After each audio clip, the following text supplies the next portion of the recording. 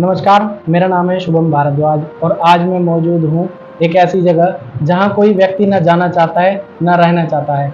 लोगों के मन में एक भय है कि हमें इस जगह जाना ना पड़े। जी हाँ, मैं हूँ जिला कारागार हरिद्वार में और आज के मेरे मेहमान हैं जिला कारागार अधीक्षक श्रीमान मनोज आर्य जी।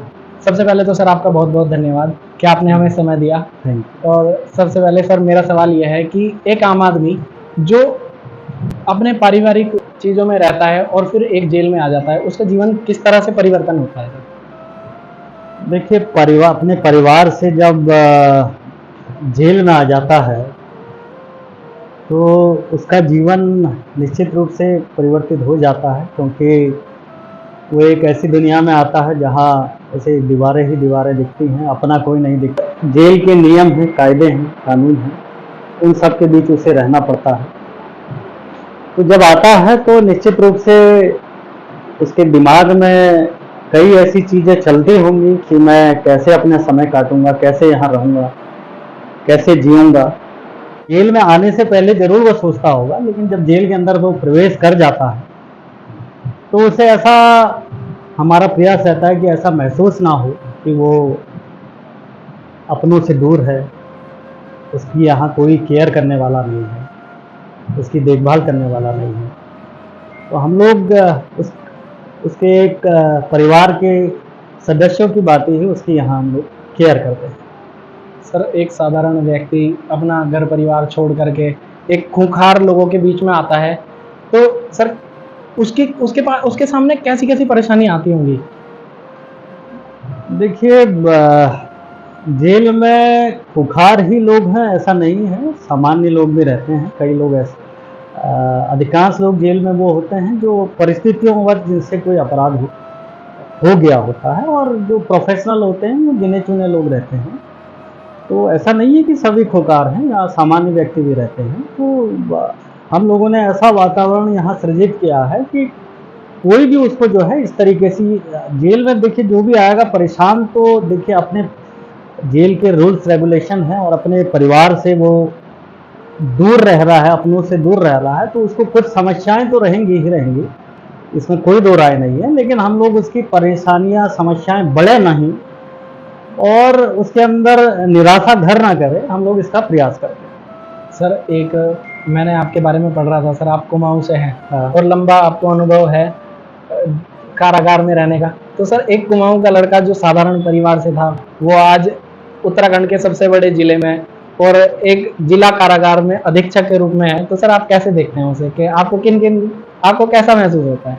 देखिए, जेल का जॉब तो एक चैलेंजिंग जॉब है, चाहे आप कुमाऊं में रहें चाहे गढ़वाल में रहें, आपको सेम जॉब करना है। मैं इससे पहले भी मेरी लगभग 19 साल की सेवा हो गई है। मेरा 16 वर्ष से ज़्यादा समय तक मैंने जो है कुमाऊं क्षेत्र में मैं कार्यरत रहा हूँ, और जो चैलेंजेज यहाँ हैं वही चैलेंजेज वहाँ भी थे। मैंने अपने कर्तव्यों का जो है अपनी कर्मठता से और ईमानदारी से वहाँ भी निर्वहन किया, और यहाँ भी मैं उसी कर्मठता और ईमानदारी से अपने कर्तव्यों का निर्वहन कर रहा हूँ।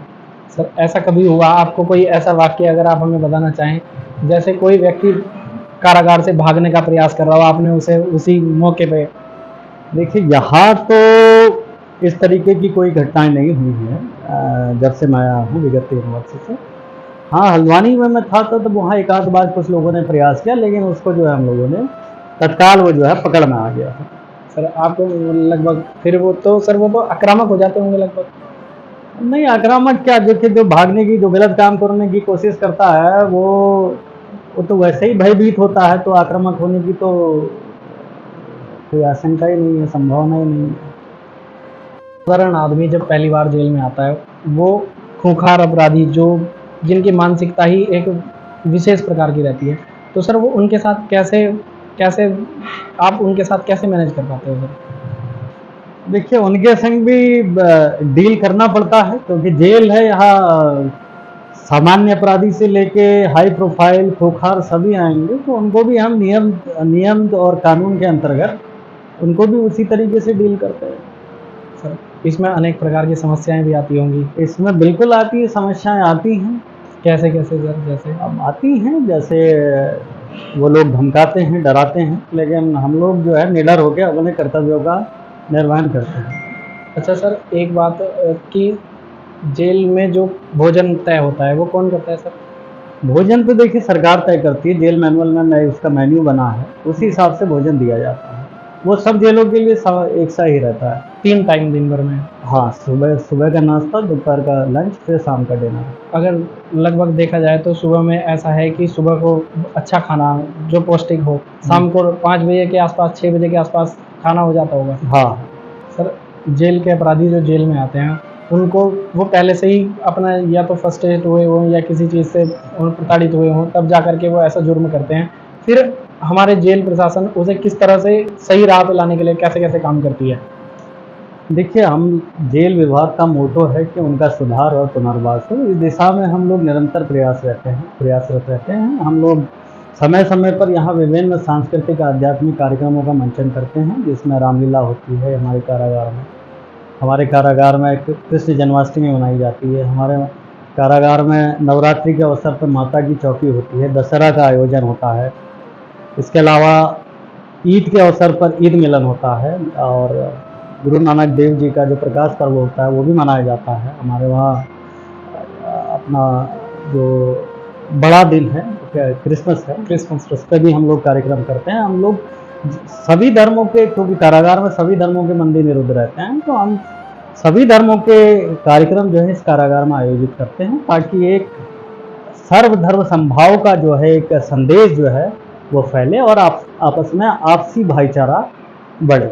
हम लोग यहाँ जो अशिक्षित बंदी हैं उनके लिए हम क्लासेस भी चलाते हैं। लगभग 2 साल से हमारे यहाँ क्लासेस चल रही हैं, जिसमें 150 बंदी जो है निरक्षर जो है वो परमानेंट जो है यहाँ 2 साल से शिक्षा ले रहे हैं। हमारे वहाँ लाइब्रेरी है जिसमें 10,000 से ज़्यादा पुस्तकें हैं।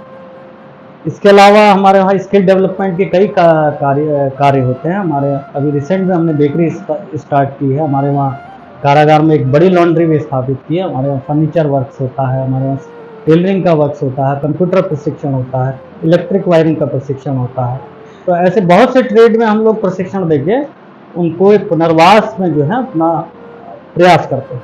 सर, ऐसे कुछ कैदी भी आते होंगे जो शिक्षा से जुड़े हुए जैसे छात्र हो गए, छात्राएं हो गई, तो उनके लिए भी कुछ? बिल्कुल, हमारे वहाँ इग्नू का सेंटर है, NIOS का सेंटर है। जो इंटरमीडिएट करना चाहता है, जो ग्रेजुएशन करना चाहता है, जो बंदी यहाँ है, वो हमारे इग्नू के सेंटर से, NIOS के सेंटर से वो ग्रेजुएशन और इंटरमीडिएट तक की शिक्षा ग्रहण कर सकता है। आपने अपने स्तर से कभी सर जो कैदी हैं उन्हें सुधारने का प्रयास किया हो? ये जितने भी कार्यक्रम मैंने आपको बताया, ये सब बंदियों के सुधार और पुनर्वास के लिए ही हम लोग ये कार्यक्रम करते हैं। ये सरकार द्वारा कोई ऐसा नहीं? सरकार तो हमें प्रेरित करती है कि आप अपने स्तर से इस तरीके के कार्यक्रम, मैंने आपको जैसे पहले ही बताया कि हमारा विभाग का नाम भी कारागार सुधार प्रशासन विभाग है।